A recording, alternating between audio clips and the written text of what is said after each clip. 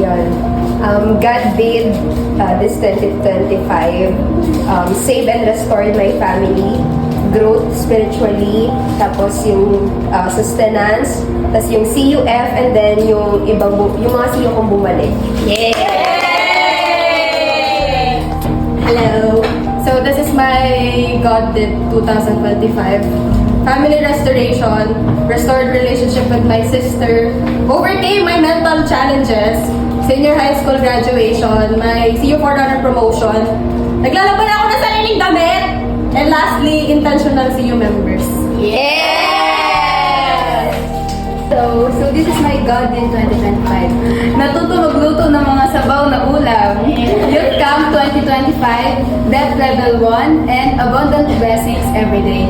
Lastly, flowing with faith and restoration. Yes! Hello, this is my God did 2025. Pumasok na ako sa college. I passed high school kahit low yung ATAR ko. I was really, yung fire ko na rekindled kay Lord, and I finished, graduated high school, and healed na yung kapatid ko from asthma, and I got into the Excellent Assembly again.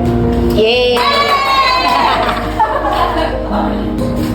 So hi, this is God did in 2025. First is I finally entered college and taking my dream course, psychology. And second is I survived 2025 with God. Yeah! Hello.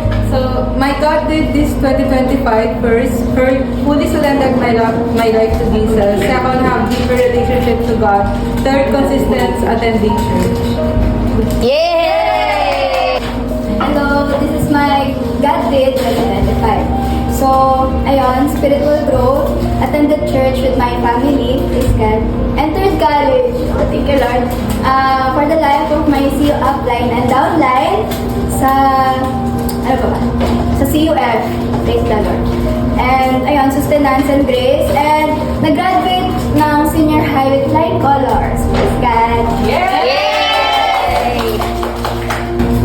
Hi, this is my God did 2025. First is fully reconciled relationship with my mom, and then gained genuine friends at school, and here for other promotion, and for my intentional CU downline members, spiritual growth and growth in my CU downline members. Yeah! So, yan, hi! So, this is my God in 2025. This year, after everything, I chose God over everything and rediscovered my spark and learned to set healthy boundaries for myself. And lastly, I chose to value myself and appreciate those people who stayed by my side.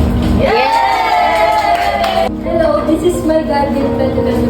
Restoration sa family, freedom sa classmate, mag-graduation na this year. Praise God, nag-grow pa ang campus ng buwan. Yeah! Hello! So, this is my God did 2025. Una, of course, nag-graduate na ako this year.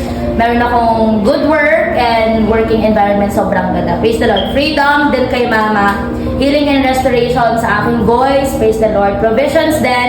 And consistent godly friends. Yeah!